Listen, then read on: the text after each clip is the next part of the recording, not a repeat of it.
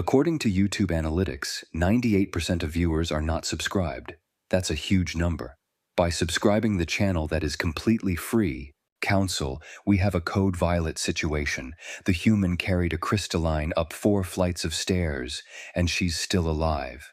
Vice Principal Zara's chitinous fingers trembled over the emergency comm as she stared at the medical readout. Impossible. The numbers made no sense. Lirana should be in critical care with 17 fracture points minimum, not sitting in the examination room looking confused while the human boy asked if he'd missed breakfast. Repeat that, Vice Principal. The council member's voice crackled with the kind of careful control that preceded Galactic incidents. A human physically transported a Crystalline student. For what distance? 0.4 kilometers, through crowded hallways, up 4 flights of stairs. Zara's mandibles clicked rapidly, her species' stress tell.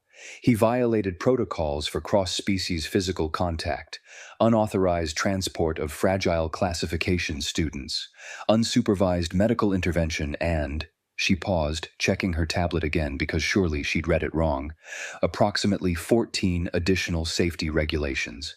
Medical is running the probability calculations now, but initial estimates suggest she should have sustained catastrophic skeletal damage.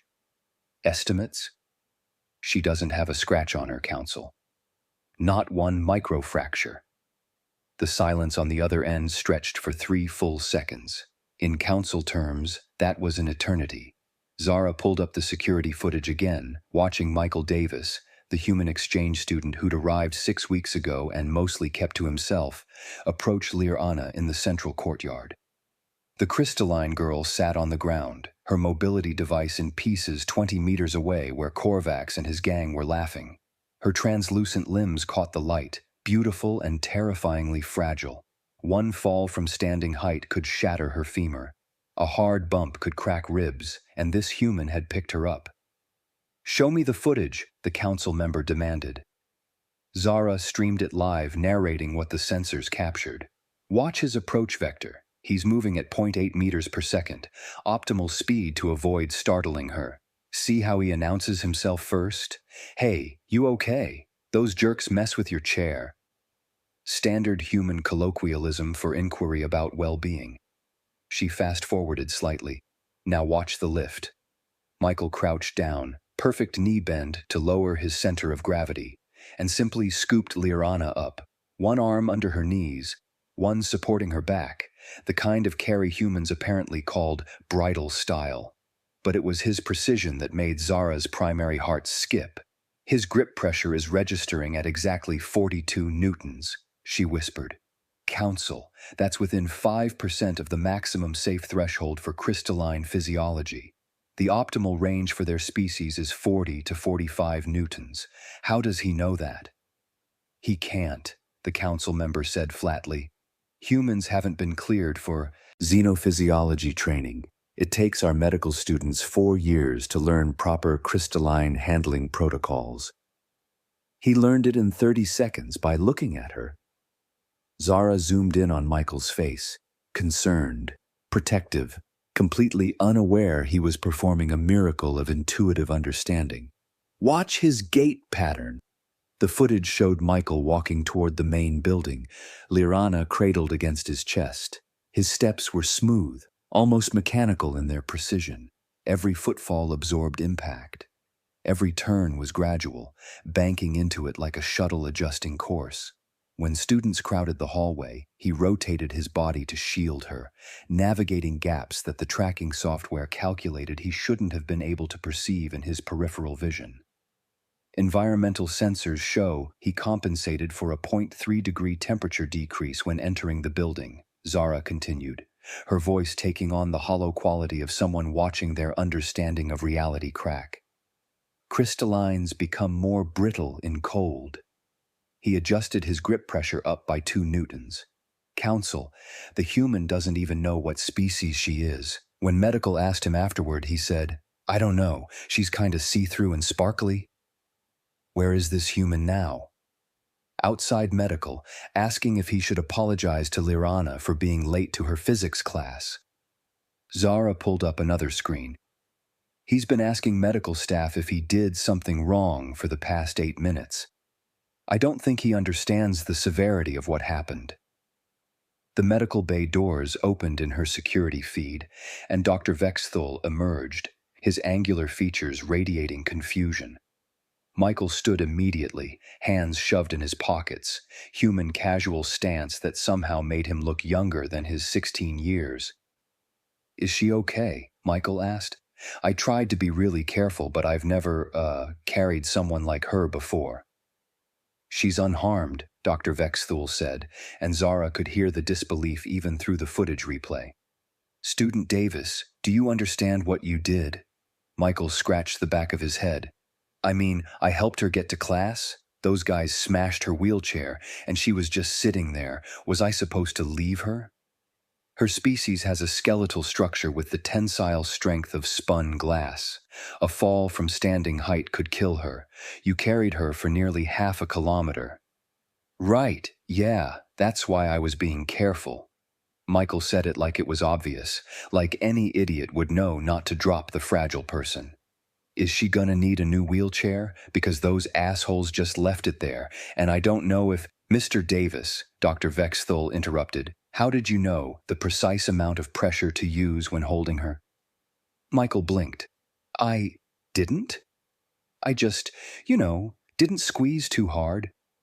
She felt really light, and I figured her bones were probably delicate or something, so I just tried to be gentle. Is that weird?" Zara watched the doctor's expressions cycle through confusion, disbelief, and something approaching existential concern. "Counsel," she said quietly into the comm, "I don't think the human realizes what he did was supposed to be impossible." "Keep him there," the council member ordered. "We're convening an emergency session. If humans can intuitively understand alien physiology without training—" The implication hung in the air, heavy with consequences. "We need to understand how this is possible."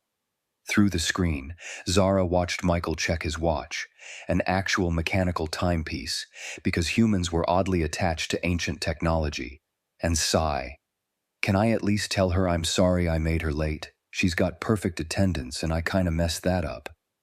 The human boy who just casually violated 17 safety protocols and somehow transported a Crystalline student without injury was worried about her attendance record.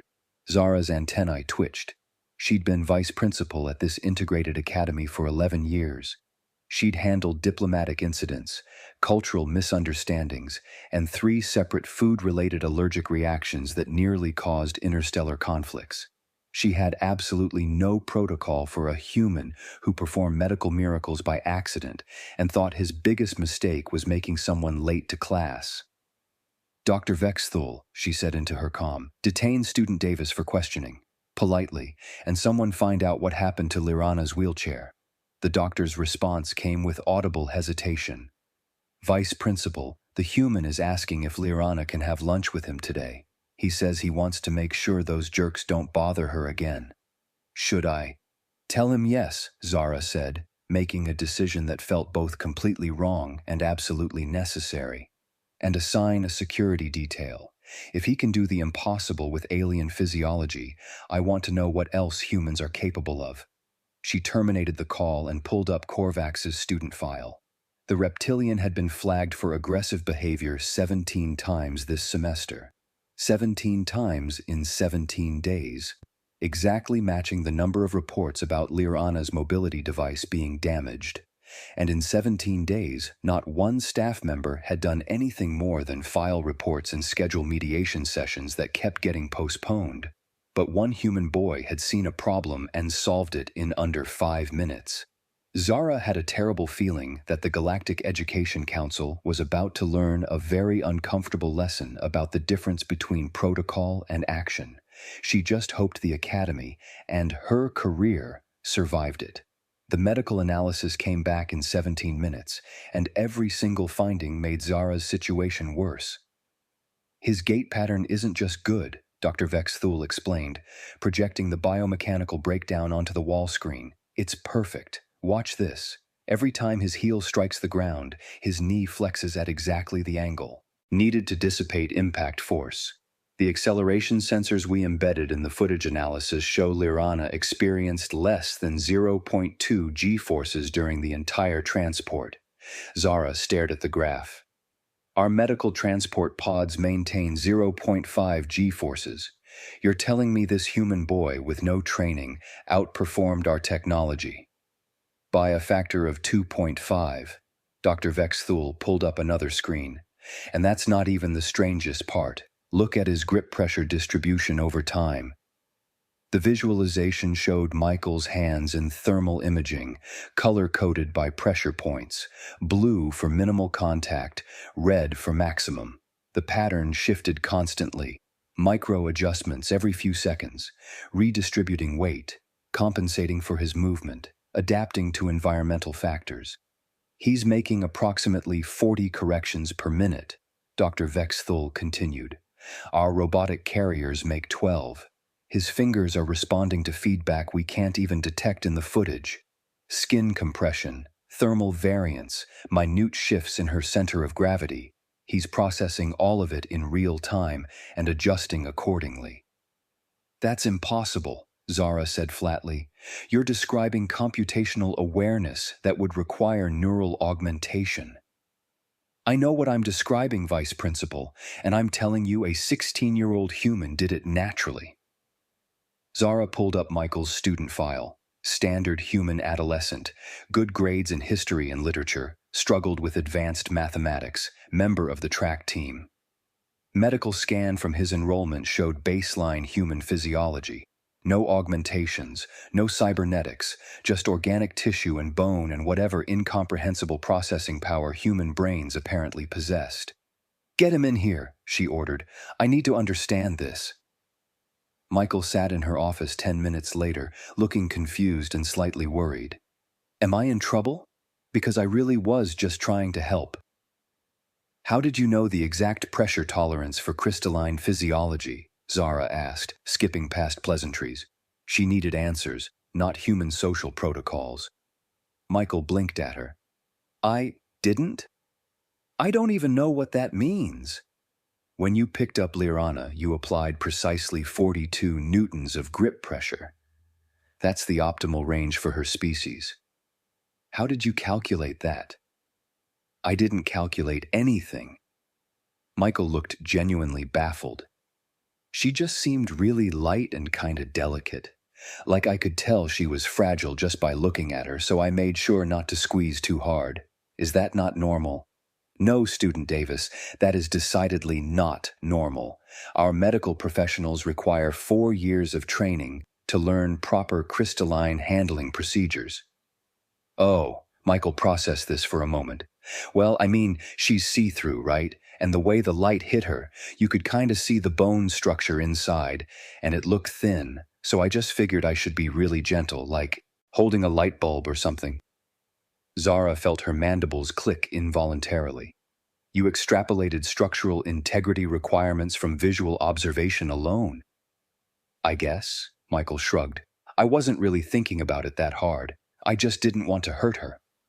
A chime interrupted them, Dr. Vexthul with 3 consultants in tow, a gravitics specialist, a biomechanics expert, and a physicist who specialized in structural engineering. They'd all reviewed the footage. Vice Principal, we need to speak with the human, the gravitics specialist said without preamble. His movement compensation defies standard physics. Zara gestured them in. Student Davis, these experts have questions about your transport of Lirana. Michael sat up straighter, looking nervous. I really didn't mean to break any rules. How did you navigate the 4th floor hallway during class transition? The biomechanics expert interrupted. Foot traffic analysis shows 63 students in that corridor, optimal spacing of 0.4 meters between individuals. You threaded through them while carrying a fragile passenger without a single collision. The probability calculations suggest, I just walked? Michael said, confusion deepening. People saw me carrying her and moved out of the way. Some of them asked if she was okay. I told them yeah, just helping her get to class. The sensor data shows you altered your trajectory 17 times in 30 seconds, the physicist said, pulling up a movement map. You adjusted for students entering your path before they were in your direct line of sight. You predicted movement patterns and compensated preemptively. Michael stared at the projection. I mean, you can kind of tell where people are going to move by their body language. Like, if someone's angling toward the left, they're probably going to turn left. That's just paying attention? The three consultants exchanged looks that Zara recognized. She'd seen the same expression on her own face in reflective surfaces over the past hour, the look of people realizing their expertise meant nothing. Student Davis, Zara said carefully, when you entered the main building with Lirana, the temperature dropped by 0.3 degrees.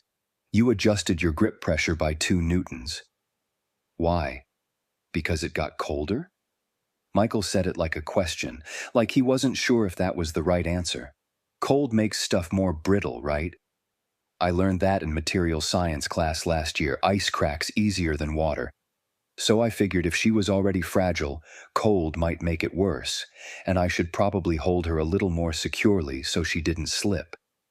You applied theoretical material science principles to alien biology in real time, the physicist said slowly. I guess? I really wasn't thinking about it like that. Zara's calm chirped. Lirana had been cleared to leave medical and was asking to speak with Michael. Zara approved it, and the Crystalline girl entered moments later, her new temporary mobility device humming softly. Michael! Lirana's voice had the bell-like quality of her species. They told me you carried me all the way to the science building. Thank you so much. I'm so sorry you got in trouble. Wait, you're okay though, right? Michael interrupted, standing up. They said your species is really fragile, and I was worried I might have hurt you. You were so careful, Lirana said, her translucent features brightening. I've never felt safer. Usually when my chair gets broken I have to drag myself. She stopped abruptly, looking at Zara. Usually? Michael's tone shifted. What do you mean, usually? Lirana's light dimmed. Embarrassment or fear, Zara couldn't tell. It's okay. The administration is handling it. How many times has your wheelchair been broken? Michael asked. Michael, they're working on it through proper channels. How many times? Lirana went very still. Today was the 17th day. The silence in Zara's office felt like vacuum decompression. Michael turned to face Zara, and she saw something in his expression that made her primary heart skip.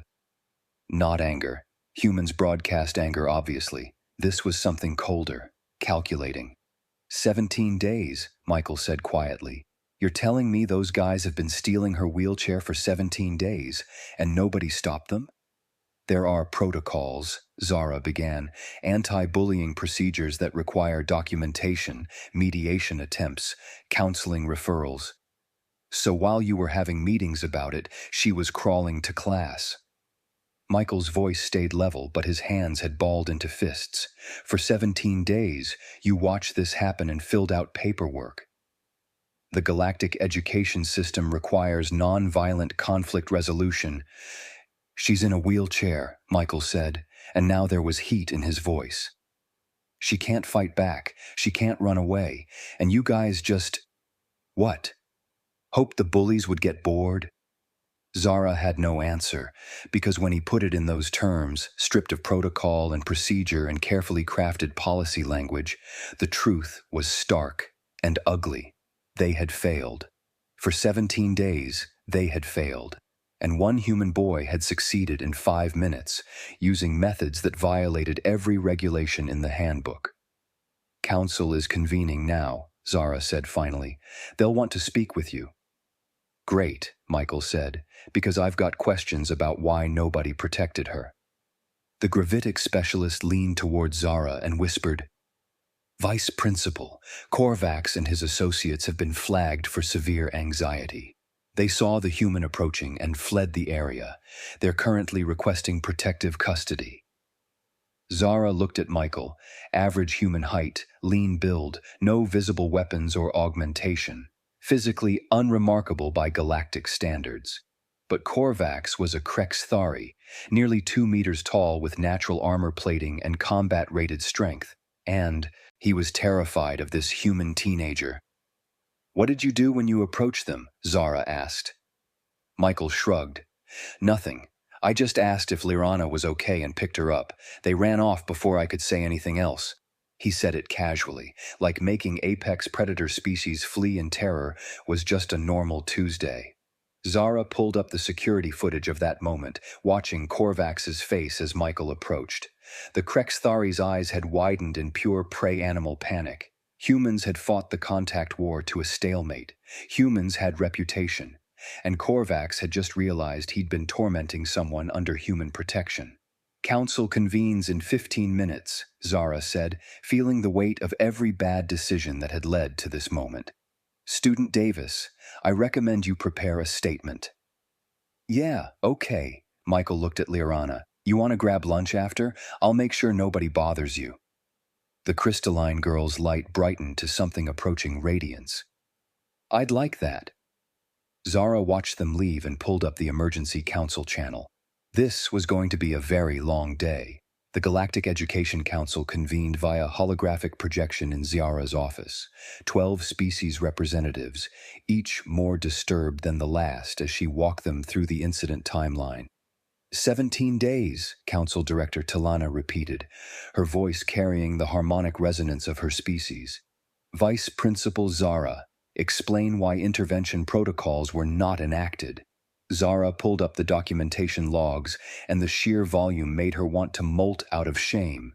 Reports were filed. Multiple reports. Security logged 9 separate incidents. 3 teachers submitted formal complaints. Lirana's roommate, Janira, filed 2 witness statements.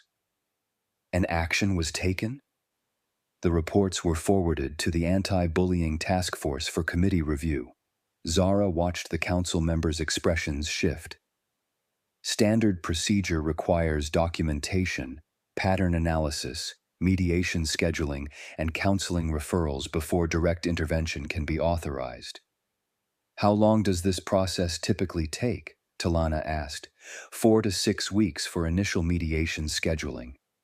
The silence stretched for 3 seconds, then 5. Student Davis, Talana said, addressing Michael, who sat in the corner looking increasingly incredulous. Do you understand what you're hearing? Yeah, Michael said slowly. I'm hearing that everyone knew Lirana was being bullied, and nobody did anything because they were waiting for permission from a committee. The Galactic anti-violence protocols require careful, measured responses to avoid escalation, Michael laughed. Actually laughed, not the friendly chuckle Zara had heard in the medical bay, but something sharp and disbelieving. So you had meetings about her wheelchair being stolen while she literally crawled to class? For 17 days? Student Davis, you must understand that physical intervention carries significant risk of escalation to violence. She's in a wheelchair, Michael's voice rose. What was she gonna do, escalate? She couldn't even stand up. Zara's mandibles clicked rapidly. Our protocols are designed to prevent conflict through diplomatic channels. Your protocols let her get hurt every single day, Michael leaned forward. Back home, if someone messed with a kid in a wheelchair, the whole school would have their back. Teachers, students, janitors, everyone. You don't wait for committee approval to help someone who needs help. That approach risks physical confrontation, Council Member Vexthul interjected. Violence begets violence. Our species learned this over millennia of warfare. I didn't hit anybody, Michael said flatly. I picked her up and carried her to class. How is that violent? You violated 17 safety protocols, including unauthorized physical contact with a fragile classification student. Because she needed help. Michael stood up and Zara noticed several council members flinch. What was I supposed to do? Walk past her? Pretend I didn't see her sitting there while those guys laughed about breaking her chair? You were supposed to report the incident to proper authorities and allow trained personnel to handle the situation through established channels, Talana said firmly. I did report it. A new voice came from the doorway. Janira, Lirana's roommate, her insectoid features tight with anger Zara had never seen before. I reported it 9 times.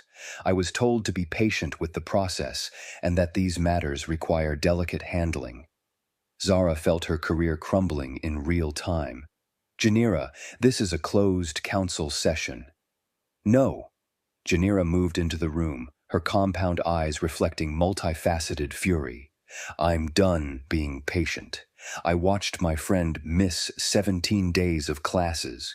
I watched her drag herself across floors because her mobility device was destroyed, again.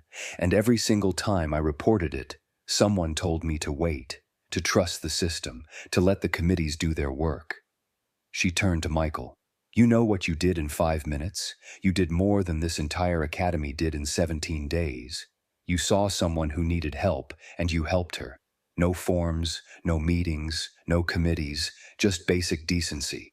Student Janira, your frustration is understandable, but you must recognize that Mr. Davis's actions, while well-intentioned, violated multiple safety regulations. Talana began. What about the regulations that are supposed to protect students? Janira shot back. Where were those? Michael crossed his arms. Let me make sure I understand this. Security knew about the thefts? Zara pulled up the logs, hating every word. Security filed reports after each incident. And they didn't, stop it from happening? Security personnel are not authorized to physically intervene without administrative approval. Teachers saw this. Happening? Zara scrolled through more files. 3 teachers witnessed incidents and filed appropriate referrals. Referrals to where? Counseling services. Standard procedure for conflict resolution. When were those counseling appointments scheduled? Zara checked the dates and felt her primary heart sink. The first available mediation session was scheduled for 3 weeks from now. Michael stared at her. Just stared, with an expression that made Zara understand why Korvax had fled. Not because Michael looked threatening, because he looked disappointed, and somehow that was worse. You watched her crawl, Michael said quietly, and thought paperwork was the answer. Our protocols exist to prevent violence, Vex Thule said defensively. Physical intervention is classified as escalation. Your actions, picking up the student without authorization, confronting the perpetrators, these technically constitute vigilante behavior. Vigilante? Michael's laugh was hollow. I carried someone to class. You engaged in direct action without proper authorization. Under Galactic Education Code Section 47, subsection 12, such behavior can result in expulsion. Okay, so let me get this straight. Michael held up his hands, counting on his fingers. I violated safety protocols by helping someone. I violated anti-violence policies by not hitting anybody. I violated authorization requirements by doing what teachers, security, and administration should have done weeks ago. And for this, you want to expel me. The rules exist for everyone's protection, Talana said, but her harmonic voice had lost some of its certainty. Whose protection? Michael asked. Because from where I'm sitting, your rules protected the bullies. They got 17 days to do whatever they wanted while everyone filed reports and waited for committees to meet. Student Davis, you must understand, our species come from vastly different evolutionary backgrounds, Zara tried, knowing it was futile. Physical confrontation can escalate rapidly into lethal violence. The Galactic Peace Accords were built on principles of measured response and diplomatic resolution. I'm not talking about war, Michael said. I'm talking about a girl in a wheelchair getting bullied. And you're telling me the same rules that prevent wars also prevented anyone from helping her? Zara had no answer, because when stripped of diplomatic language and policy justifications, that was exactly what she was saying. Let me ask you something, Michael continued. If I hadn't helped her, what would have happened today? Zara pulled up the schedule. The anti-bullying task force meets next Tuesday. They would have reviewed the accumulated reports and likely scheduled preliminary mediation for the following week. So 3 more weeks of her getting her wheelchair stolen. The process requires time. The process is broken. Michael said it simply, like stating an obvious fact. Your system is designed to avoid confrontation so hard that it can't actually help anyone. You'd rather follow procedures than protect students. That's not fair, Zara protested, but the words felt hollow. What's not fair is Lirana crawling to class for 17 days while everyone knew about it and did nothing. Michael looked at each council member in turn. So yeah, I violated your protocols. I picked her up without authorization. I didn't wait for committees or forms or proper channels. And you know what? I'd do it again. Because where I come from, when someone needs help, you help them. You don't schedule a meeting about it. Talana's hologram flickered. If we allow students to take matters into their own hands, we risk descending into chaos. You're already in chaos, Michael interrupted. You just have paperwork to make it look organized. The human boy who'd carried a Crystalline student to safety stood in front of the Galactic Education Council and called their entire system broken.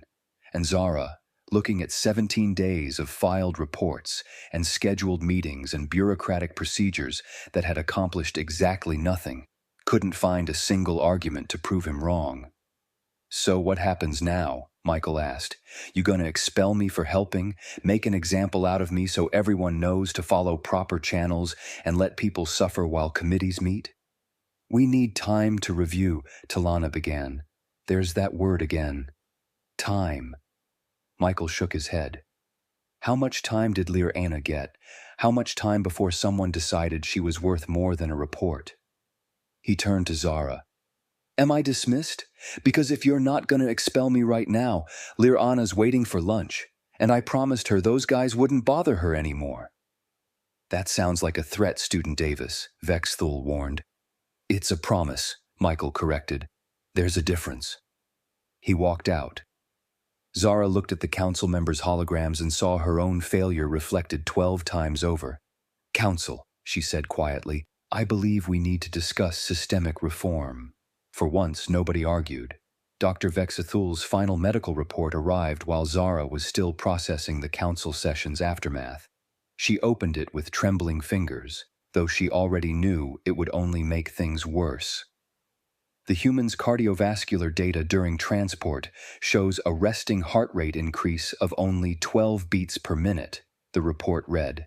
For context, this is equivalent to what humans classify as light exercise, comparable to casual walking.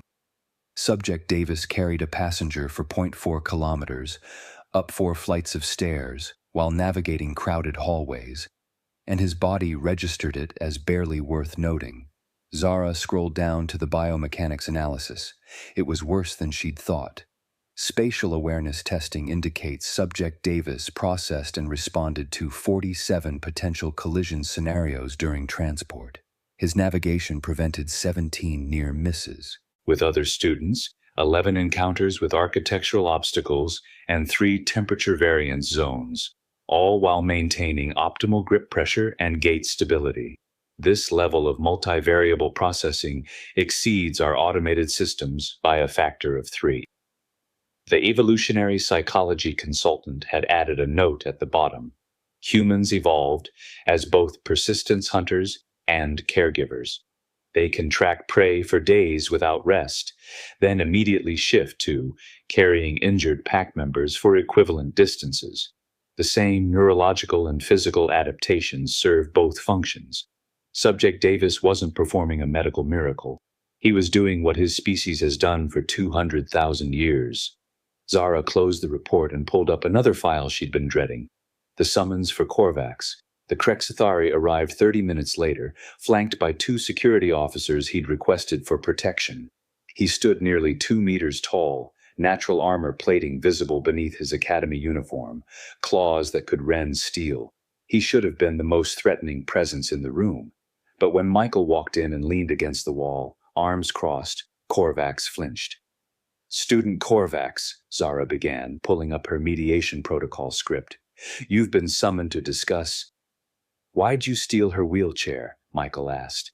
The directness of it short-circuited Zara's entire planned approach. Student Davis, please allow me to conduct this session according to proper mediation guidelines.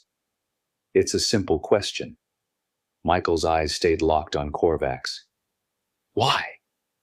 Korvax looked to Zara for guidance, but she found herself frozen. The human had just violated 17 protocols again, but she was curious about the answer. After 17 days of reports and documentation, nobody had actually asked the fundamental question. Korvax's translators struggled with his species' discomfort signals. Crystallines are weak. They don't belong in an academy with stronger species. I was simply demonstrating that reality.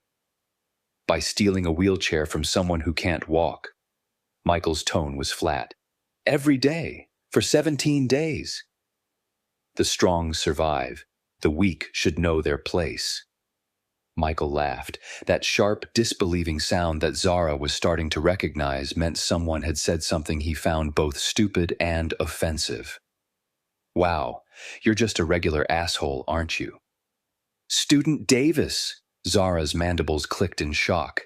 That language is completely inappropriate. Is it? Michael turned to her. Because he just admitted to systematically tormenting someone he saw as weak. What would you call that? Zara had no response. In 17 days of carefully documented reports, nobody had used language that direct. That honest. You understand you're threatening me, Korvax said, armor plates shifting. That's a violation of the non-aggression accords. I can file a formal complaint. Go ahead, Michael said simply. File whatever you want. But here's what's happening. You're gonna leave Liranna alone. You're not gonna touch her wheelchair. You're not gonna harass her. You're not even gonna look at her funny. You're just gonna pretend she doesn't exist. And if I don't? Korvax tried to make it sound challenging, but Zara heard the tremor in his voice. Then you deal with me. That's a threat. Protocols clearly state that threats of physical violence. I don't care about your protocols, Michael interrupted. I care about her getting to class safely. So you can report me, file complaints, cite regulations, do whatever makes you feel better. But if you mess with her again, I'll be there, every single time.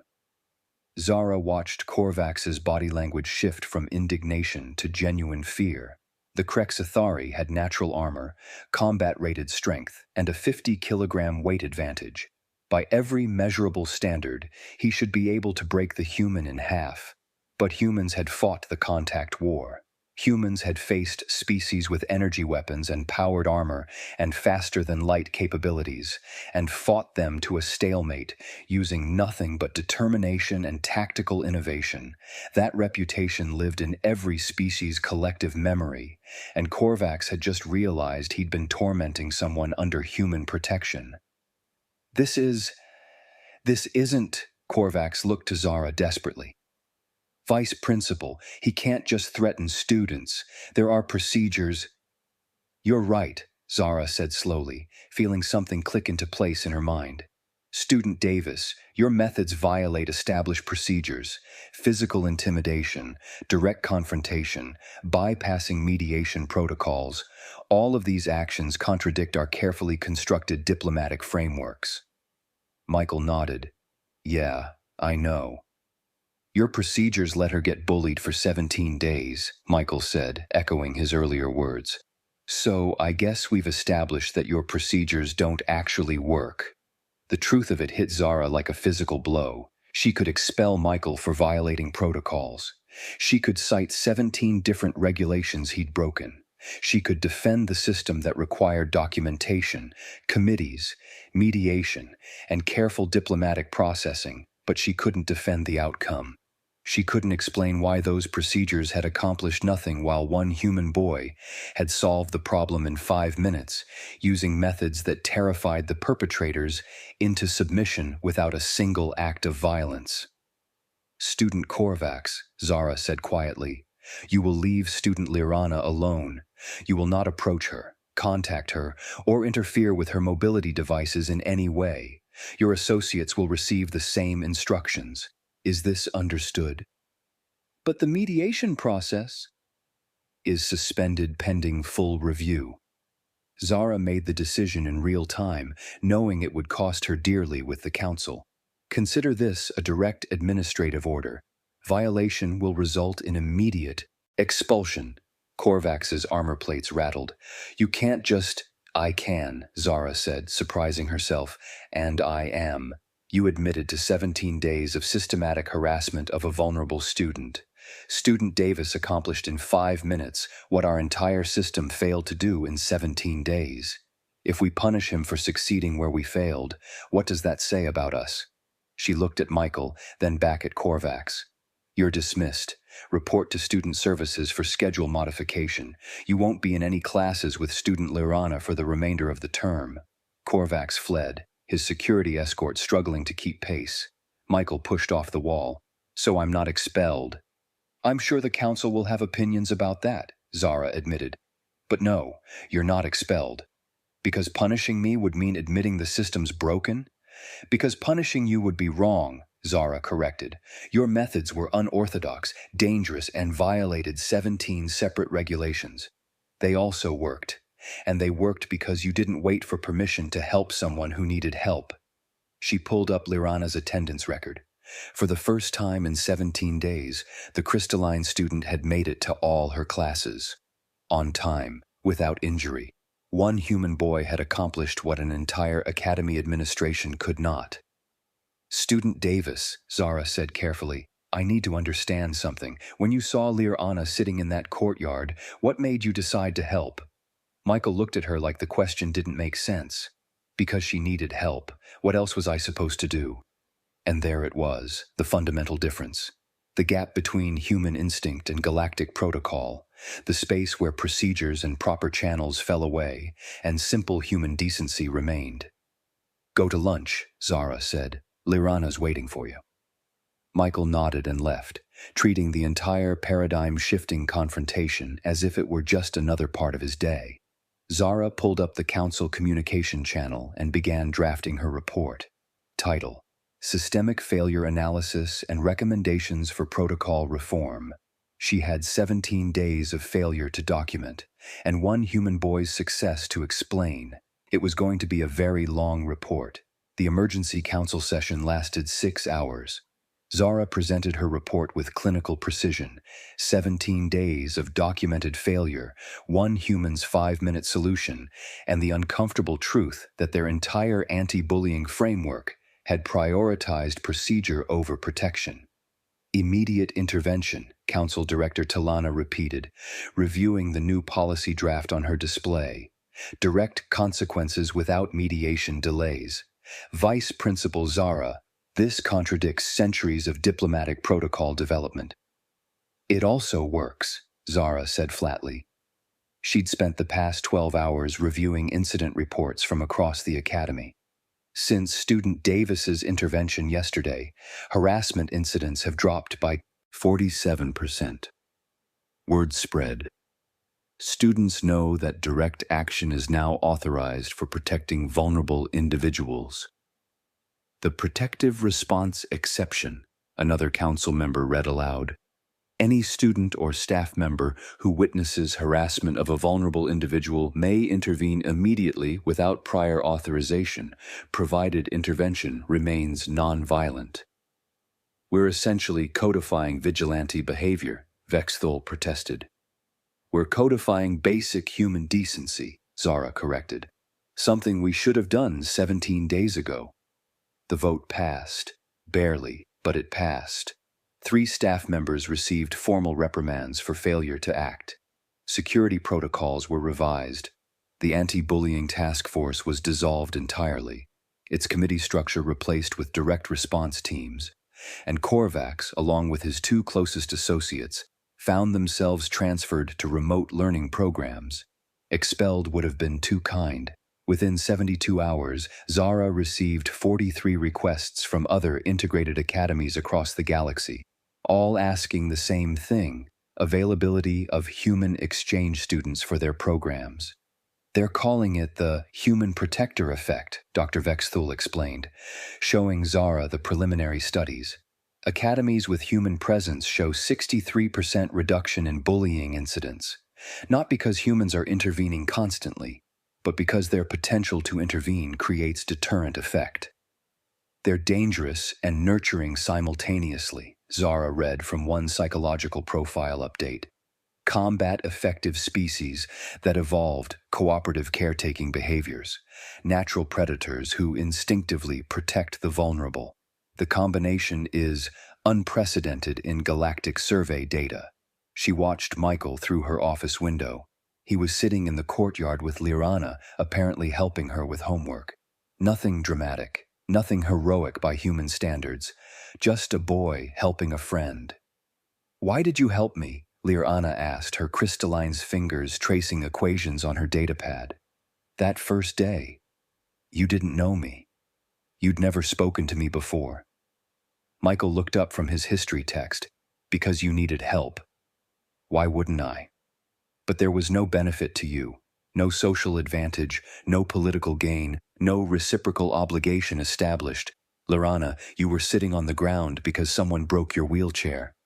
Michael said it like that explained everything. "Of course I was gonna help. That's just basic decency." She studied him with those multifaceted eyes that could see spectrums humans couldn't perceive. "My species calculates cost-benefit ratios for social interactions. Most species do, but you didn't calculate anything. You just acted." "Yeah, I guess," Michael shrugged. "Is that weird?" "By galactic standards?" "Extremely." Her light brightened, crystalline laughter. "By human standards? Apparently normal. We're pretty weird about taking care of each other," Michael admitted, grinning. "Comes with the whole pack bonding thing, I think. Humans get attached to stuff. People, animals, sometimes robots if they're cute enough. It's a whole thing." "I'm glad you're weird," Lirana said softly. "Yeah," Michael stood, gathering both their bags without being asked. "Come on, you've got applied physics in 10 minutes. Don't want you to be late." "Michael, I can carry my own." "I know, but I've got 'em already, so." He started walking, naturally adjusting his pace to match her mobility device's speed. Lirana followed, and for the first time since arriving at the academy 4 months ago, she felt completely safe. Michael jogged into track practice 20 minutes late, earning a look from Coach Rodriguez, another human transferred in after the incident made interstellar news. "Davis, nice of you to join us." "Sorry, Coach. Had to carry a friend to class. Her wheelchair got stolen." Coach Rodriguez's expression darkened. "Again? That's still happening?" Michael shrugged. "Not anymore." "Good," Coach nodded once. "All right. Warm-up laps. Double, since you're late." "Yes, sir." Michael treated the entire galaxy-altering event as a minor inconvenience, then ran his laps like nothing had happened. Coach Rodriguez watched him go and made a mental note to recommend more human placements at integrated academies. The kid didn't even realize what he'd done, didn't understand that he'd forced an entire galactic education system to confront its failures. He'd just seen someone who needed help and helped them. Humans were going to change everything, and they wouldn't even notice they were doing it. The next morning, Michael was waiting outside Lirana's dormitory when she emerged. She stopped, surprised. "Michael, what are you doing here?" "Figured I'd walk with you to class, just in case." "The bullies have been expelled," Lirana said gently. "There's no danger anymore." "Cool. Still gonna walk with you, though." Michael fell into step beside her. "You working on that physics assignment? The one about gravitational constants?" "I'm struggling with the quantum mechanics integration." "Yeah, me too. Maybe we can work on it together at lunch." They walked across campus, discussing homework and weekend plans and absolutely nothing of cosmic significance. Just 2 students heading to class. Zara watched from her office window, mandibles clicking softly. She pulled up her final report to the council, adding one last observation. Recommendation: human presence in all integrated facilities. Not because they seek conflict, but because they prevent it. Humans don't protect out of protocol or policy. They protect because they cannot not protect. It's encoded in their nature. The same instinct that makes them dangerous in combat makes them invaluable in community. We built systems of careful procedure and diplomatic process. Humans simply see someone who needs help and help them. Perhaps we've been doing this wrong for a very long time.